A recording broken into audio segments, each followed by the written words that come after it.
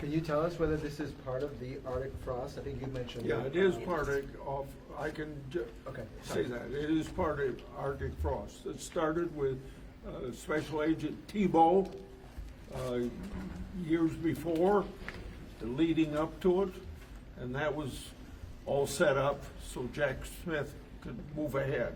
Senator, then are you going to be calling Jack Smith or other people before your committee to do an investigation? If you can come to the I just got this information today, and I'm not going to say what the next step is, but the FBI is going to dig deeper. You understand, all this information is not on the internet of the FBI. They want to keep it from the public, so when Chuck Grassley or any of us go to the FBI and want information, and they type in our name and what we want, nothing shows up because it's hidden.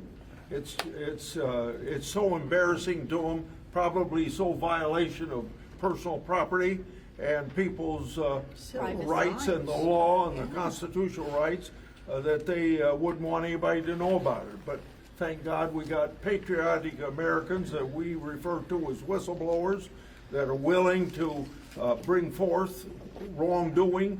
And otherwise, we wouldn't even know this. So I'd just say this, one thing that is for sure, whatever steps that Chairman Grassley decides to take, Senator Johnson, their support is broadened dramatically now because they brought all of us into this.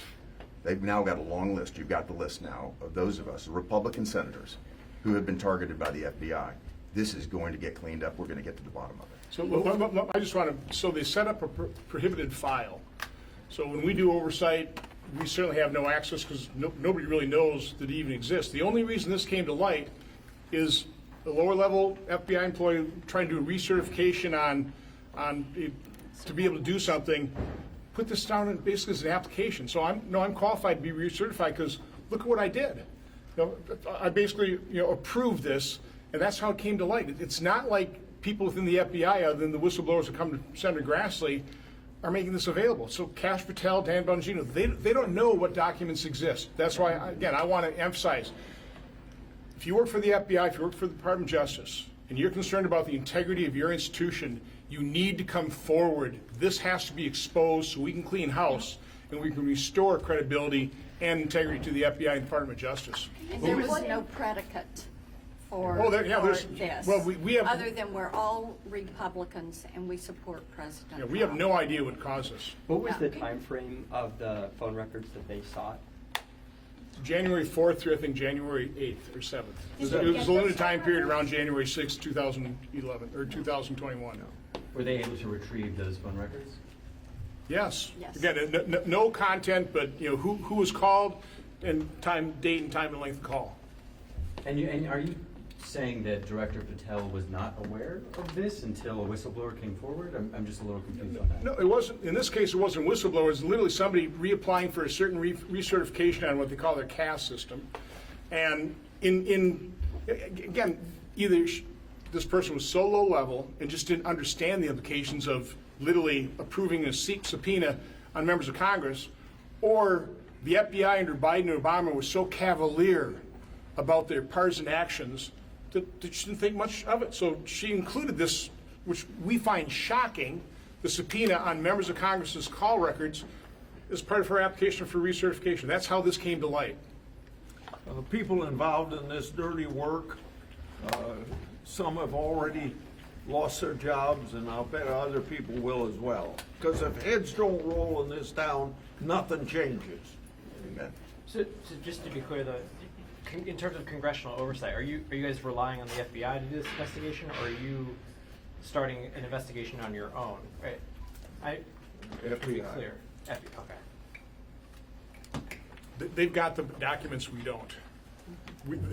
But they've got to find the documents. Again, you have to understand the challenges Kash Patel, Pam Bondi face. They've got people, they still have partisan actors inside their agencies that aren't coming forward. They're asking the questions. They're looking for this stuff. This just happened to occur because somebody was re-upping her certification and put this basically, as proof that she was, or this person was able to be recertified. And this is obviously this appears to be different though from the defensive briefing that you and Senator Grassley got back. Oh, yeah, this is, Before 2016, this is right? different. This is a separate thing. Now, this is part of the Arctic frost, the wide net that Jack Smith was casting. Indicted President Trump, and they start coming after members of Congress. Just, again, it's a fishing expedition. None of us can imagine what the predicate would have been. And the FBI doesn't know. I mean, they're having a hard time finding the chain of approval.